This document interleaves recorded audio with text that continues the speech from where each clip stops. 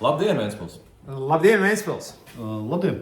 Šodien pie mums ir Linārds Gulbis. Linārdu Gulbi pazīst visi. Viņš ir arotbiedrības vadītājs, ilggadējs, aktīvs ostas darbinieks, aktīvs. Iesaistās lokālā politikā. Jā, gan sabiedriskajā dzīvē, tā kā, lai mūsu pārējais būtu interesantāks, un viņam ir pie mums ļoti daudz dažādu jautājumu, un līdz ar to tāpēc mēs tagad varam parunāt mazliet. Jā, mēs sāksim ar šī gada budžetu, tā galvenā tēma, jo Linārdam arī daudz jautājumu. Mēs neslēpjam, ka Linārds ir mūsu kolēģis, mēs esam startējuši vairākās vēlēšanās, un, tā kā dosim vārdu Linārdam. Sveiki vēlreiz!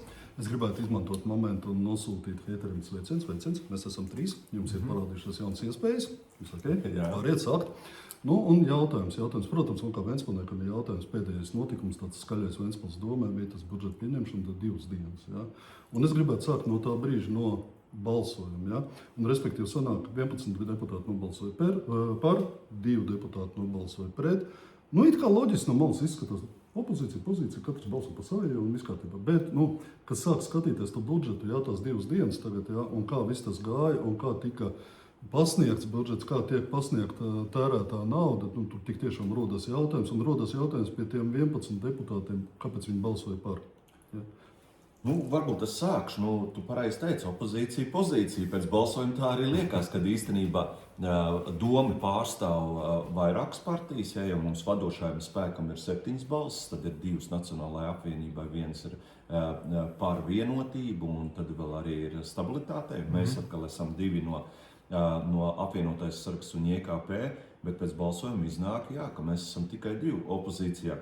Tie jautājumi, protams, ir jāuzdod tiem pārējiem cilvēkiem, kāpēc viņi balso tā. Es tur neredzu nekādu politisko loģiku, jo mūsu galvenā lieta jau bija izpildīt mums vēlētājiem dotos solījumus. Un mēs arī ar Dzintaru iesniedzam priekšlikumus, vienīgie, kas bija balstīti tieši vēlētājiem dotajiem solījumos.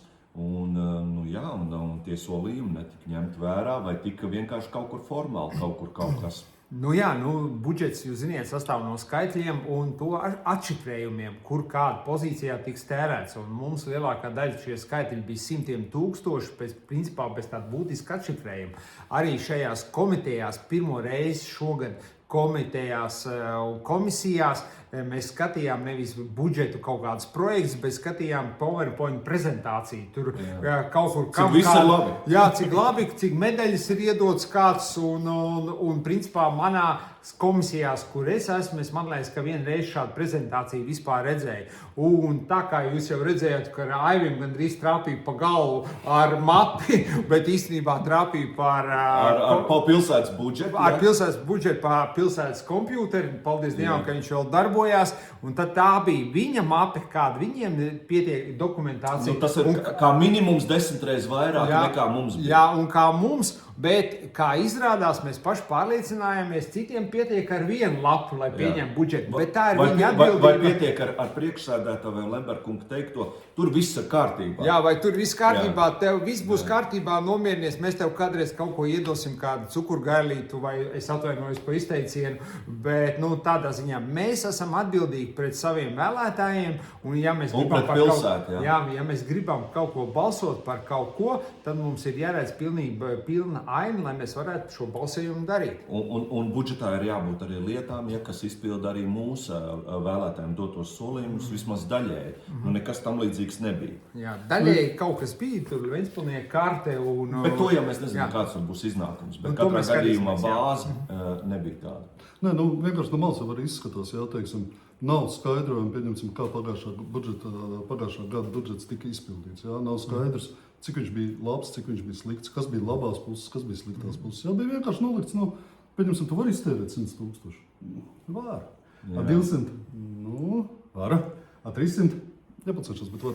Saproties, tur sanāk tā, ka vienkārši tērēt nav skaidrojumi, vērtējumi, teiksim. Es nezinu, kaut kādam vērtējumam tomēr jābūt, mums ir nauda, mēs gribam redzēt, kur viņi aiziet. Un ir tik tiešām daudz jautājumu, pieņemsim apsaimniekoties, šitā 600 000 bija kaut kāda zinību centra izveide. Kas tas par zinību centru? Kas tas par Jā, atkritumu jā. apsaimniekošanu? Jā, bet kas tas tāds ir? Jums ir skaidrība? Redzi, tev taisnība, Linārd, jo normāli jau budžetu taistu viņi salīdzina arī ar iepriekšējo gadu izpildi. Nekas tam līdzīgs arī nebija. Mēs pat nezinājām, kuras pozīcijas un pa cik procentiem mainās. Ja? Kaut gan pārējiem kolēģiem jau noteikti tas arī bija. Ja? Bet mums jau tiek pateikts, ka tas ir tas, ko likums prasa, kā jāiesniedz varamām un viss, ja? Bet varams jau prasa, tur bija pilnīgi cita doma. Ne jau varams apstiprina pašvaldības budžetu. Bet katrā gadījumā cilvēkiem ir ko slēpt. Ja? Un, piemēram, šodien esmu tikko braucis no Finanšu komitejas, kur tika izskatīts, ka vajag atkal jaunu luksus mašīnu pašvaldības policijai. Būs atkal viens Audi. Mēs jau to tēmu pacēlām it kā budžeta aizstāvēšanā, bet mainīšot it kā vītoliņi, braukt to Audi vai kādu citu, mēs varbūt nezinām, varbūt Lembergu, tad jau redzēsim. Bet es jau arī teicu, kāpēc tā jūs slēpjat? Jo krievu valodā ir labs teiciens, vors zakoni. Jā, tas ir tā kā likumīgie zagļi. Un te arī tieši tā uzvedās reizēm. Ja? Tā viss tas budžets tāds bija, vai ne? Es tiešām daudz pozīcijas man bija tāds nesaprotams, arī tas iedzīvotāju līdzdalības budžets. Tur ir salikts tādas pozīcijas, kas principā būtu pašvaldības budžetā. Tas ir es atvainojos, iniciatīvas budžets. Un līdz ar to, protams, ka formāli, es gribu teikt, formāli un juridiski likumīgi viss ir tip-top.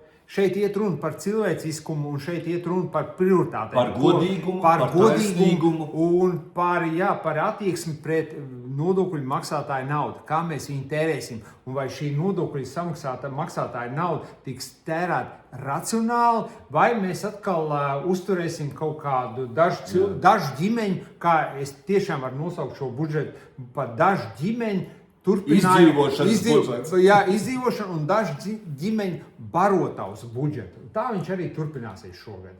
Jā.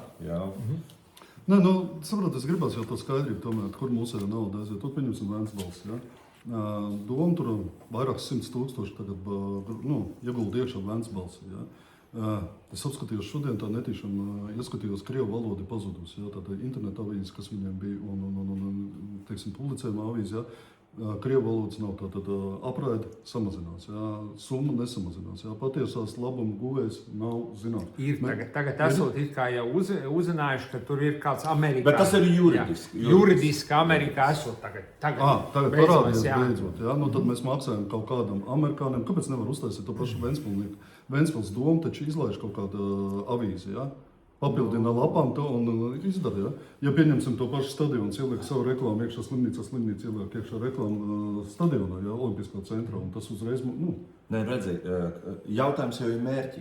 Skaidrs, ka tas mērķis, kāpēc, piemēram, tā nauda nokļūst līdz Vēncbalsī, jau nav, lai informētu sabiedrību. Tas mērķis ir savādāk, lai pūderētu sabiedrībai smadzenes. Ja? Un tad tiek atrasts finansējums pašvaldībā, un tur tiek tērēti kopā ar visām kapitāla sabiedrībām vairāk kā 350,000. Pēc tam vēl likts tiek pirkt tā Vēncpils, lai iegūtu kaut kādu leģitimitāti, bet īstenībā tas ir amorāla rīcība. Ja? Un galvenais mērķis ir, lai labticīgi izturētos Vēncpils pret tiem pozīcijas deputātiem. Te jau mēs redzam, ka arī it kā no opozīcijas partijām tur tām nosacītēm, tur arī parādās kaut kas, bet nav jau ritīgi tāda kritiska pieeja tam visam. Bet tev taisnība par to avīzi, ko varēja Ventspils pat pašvaldība taisīt, un viņai tāda ir, bet tāda avīze izmaksā 80,000, ja nemaldos, tā bidzeta kaut ko, un tur ir vismaz 10 vai 11 reizes gadā, un tiek izdalīts visiem cilvēkiem. Pa brīvu.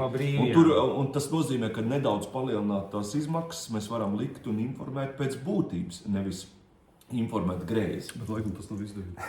Nav izdevīgi, tai varēja, tāpēc es saku, ka par to pašu likumīgo, zagaļa domāšanu. Tā reiz ir. Bet tas interesantākais ir tas, ka mēs to nezinājām, ka krievu valodā vispār vairs netiek izlaist šī avīze, bet argumenti, kāpēc ir Vēncpils, jo ļoti daudz veci cilvēki neskatās internetu. Tā iznāk, ka veseli pārventi paliek bez komunikācijas, jo tas finansējums finansējums plus mīnus ir palicis tāds pats kā iepriekšējos Tieši gados. tāds pats viņš ir Tieši palicis, tāpats, Zinter. tā kā daļa ir atkal norauta nost, un cilvēki paliek bez tās informācijas, bet tas finansējums ir pietiekoši liels. Bet mēs vēl nezinām arī par tirāžu, jo tā tirāža jau arī rūk. Ja? Tas nozīmē, ka vienīgā barotne šai vēnas balsī ir šī pašvaldība. Ja? Un viņi darīs visu, lai izpatiktu šai naudas devējiem, šajā gadījumā varas partijām. Nē, nu, tā jau vispārīgi bija visos skaidros. Protams, man kā uzņēmējam mēs budžetu plānojam pavisam savādāk nekā pašvaldība. Un pašvaldībai, protams, to nosaka ministru kabinets, kā jāplāno un viss. Bet šeit iet runa arī par to, ko Vitoļņa kungs lepojas, ka mums lielākais parāds, tas ir procentāli, kas mums jādod šajā gadā. Tas parāds mums ir mazāks, ir ievērojami lielāks, bet viņš tiek, piemēram, ja jums ir parāds saistības uz 10 gadiem, tad jums ņem tikai 2028. gada parāds saistības, kuras jums ir jādod, un tas šos procentus iegūstam. Bet, principā, 2000, man tā liekas, 32. gadā jādod jau ir 7 miljoni vai 6 kapekām. Bet vēl jau tas ir jau 8%. Kad ir ļauts arī kapitāla sabiedrībām. Tur arī parādi. To nemaz viņi neskaita iekšā. Jā, to neskaita, jo it kā tas esot cits. Tas ir cits. Mūsu iestādes, pašvaldības iestādes 100% kapitāla daļas pieder mums, bet tie parādi pie kopējiem parādiem neskaitās. Nu, tā ir tāda specifika, kas man liekas tā dīvaini, jo tas ir tāpat, ka man ir sieva, un sieva ir savu parādu, un man ir savu parādu, bet mēs dzīvojam kopā, mēs it kā skaitāmies vienu. It kā viena mājasaimniecība, bet neskaita to. Jā, un ja es paņemu dēlu, viņam parādu nav, tad mēs varam kopā teikt, ka mūsu ģimenē parādu nav. Jā. Jūs man paskaidrojat, mēs tagad būvējam inovācijas centru, vienu no lielākajiem Latvijā, visu koncertu zāli mēs būvējam. Uzbūvējam. Mēs būvējam, bet viss tas ir jāuztur. Tādā brīdī, kad izskatīja to būvēšanu vispār, bet tikai, tu sen es domāju, ja? Tika izskatīts kaut kāds scenārijs, optimistiskais, reālais, pesimistiskais? Nē, nekad nav tā bijis. Vismaz tur, kur tas nonāk līdz deputātiem, tā nav bijis, jo galvenais ir uzbūvēt. Un atkal, mērķis jau ir nevis kā mēs uzturēsim, cik tas ir optimāli mūsu pilsētai, kāds būs izmaksas uzturēšanas, vai to varēs atļauties budžets vai nē. Nē, mērķis ir uzbūvēt lielāko, skaistāko. Ja? Bet to jau mēs redzam, ka tas nes pēc tam ļoti liels izmaksas, ja? Un mums naudiņa nepietiek elementārām lietām. Kaut arī runājot par to pašu pansionātu, vai ne, Zinta? Nu jā, tas pansionātā tā situācija, protams, kritiski ja visi atcerās. Bet, principā ir tā arī, man tā interesanti ir par to, ko tu teici par Eiropas Savienības naudas apgūšanu. Ir vairāk tā, ka mēs tiešām apgūstam, mēs tā kā tādi rēderisti, mēs tikai kaut ko paķeram, lai mums ir kā dod. Vajag vai nevajag? Vajag vai nevajag, jā. Tā ir tā mūsu bēda. Agri vai vēl mums būs jāpierod, ka dzīvot uz saviem līdzekļiem, bet pašreiz viss mums grozās tikai jautājumu, lai kaut ko paķert. Bet šā paķeršana notiek nevis tādā līmenī, lai radītu kaut kāds jauns darbietas, attīstīt, lai palīdzētu Eiropas naudu piesaistīt uzņēmējiem, kam jau ir nodarbinātības. Bet mēs tur kaut kur tur, ekskursija tur, kaut kur tur, un tā tas mēs gan to savus resursus, to līdzfinansējumu iztērējam, gan arī darba spēku resursus iztērējam par niekiem, kas principā neveicina ekonomiku. Un vēl aizņemamies naudu. Un vēl aizņemamies, lai varētu vēl līdzfinansēt. Un tur ir attiecināmā izmaksas daļa, neattiecināmā, un tad beigās jebkurā gadījumā mēs samaksājam tikpat daudz, cik mēs jau nebūtu šīs Eiropas Savienības finansējums, ko mēs šo pakalpojumu, piemēram, mēs varētu gūt lētāk. Un neiet jau runa, ka mums nevajag, bet jābūt ar izvērtētāju, kā tu tas teici, ja, līdzsvarotai attīstībai, ja varbūt, piemēram, kaut kādu vienu otru celtni viņi taisīt mazāk vai kaut kā savādāk. Funkcijas jau būs tās pašas, vienkārši jautājums būs, ka tas nākotnē mums maksās mazāk. Bet tagad, protams, par to, kas ir sadarīts, un par mūsu esošās ekonomikas, ja, teiksim tā, par to, ka tā ekonomika sašaurinās ļoti ātros tempos, skaidrs, ka ik viens ventspilnieks dabūs maksāt par tām dzīrēm, kas ir bijušas pagātnē. Lai ventspilnieks saprastu, kā tas ir, Linārd, tad tas ir tā, ka tu esi uzcēlis savu māju, tev viss māja ir, un tev pēkšņi Eiropa iedod vēl vienai mājai naudu, un tu domā, labi, ņemam, ceļam vēl vienu māju, tad trešai, tu cel vēl trešo māju. Tev ir tagad 3 mājas. 3 mājas. Visās ir jādzīvo, visas ir jāuztur. Un visur ir komunālie pēc tam maksājumi, jo Eiropa uzturēšanai vairāk jau nedod to naudu. Un te ir tas pats stāsts. Jā. Labi, tagad uz doto brīdi tā politiskā situācija tāda, kāda viņa ir. Ja? Jā. Respektīvi, jebkurā brīdī var kaut kas notikt, ja? Un Eiropas naudas var apstāties. Tas gan jā. Nu, tas var būt. Es domāju, ka tas arī būs. Latvijas budžets, ja mēs visu laiku ieguldām iekšā, teiksim, attiecīgi, jā, tur, teiksim, militārā industrijā, ja, ieguldām iekšā vēl kaut kur.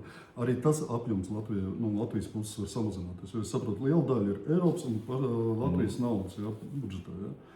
Ja tās piebremzējas, kas tālāk? Kraks. 100%. Vajadzēs darīt tā, kā bija 98. Gada krīzes Latvijā, ja, kad dabūs viss griezt, atteikties no vesela rinda funkcijām, lai varētu uzturēt pašvaldību vismaz pie kaut kādas dzīvības. Jā, tas ir neizbēgami, bet tas panesīs līdzi vēl lielāku cilvēku aizplūšanu, ja, un vēl lielākas problēmas. Mūsu pilsētas stratēģija 100% ir balstīta tikai uz Eiropas Savienības un valsts līdzfinansējumiem. Līdz ar to, ja mēs atceramies Ventspils siltumu, kur man tā liekas pa 62% pēkšņi visiem uzcēlās tā neliela mazlietiņa līdzsvarot, un mēs vienā mirklī kloks parāvām un tā kā slūžas vaļā.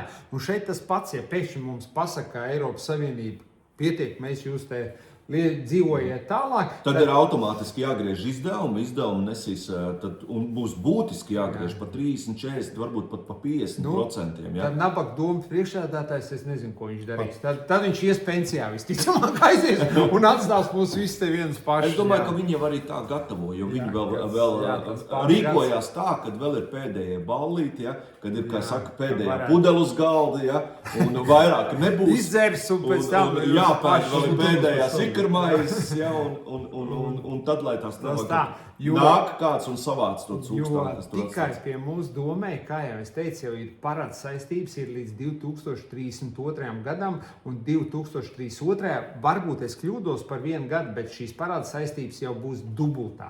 Bet tas, ja mēs mēģināsim vēl celt dažādas projekts, kas neradīs jaunas darbvietas, tad šīs parāds saistības vēl proporcionāli pieaugs. Un tas, ka uz šo gadu mēs esam pašvaldība kā ar vienu no mazākajām parādu saistībām, tas principā neko nemaina. Tas ir īstenībā tā ir tāda ilūzija. Ilūzija, jā. Okay, Dzintar, tu kā uzņēmējs ilgus gadus nodarbojies uzņēmēju darbību. Ja?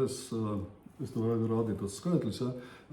Uz 1000 iedzīvotājiem, uzņēmējs skaits uz 1000 iedzīvotājiem. Mēs esam 7. vietā starp lielām pilsētām Latvijā. Gandrīz apakšā tur viena pilsēta. Tad mēs esam bezmēji. Gandrīz, jā.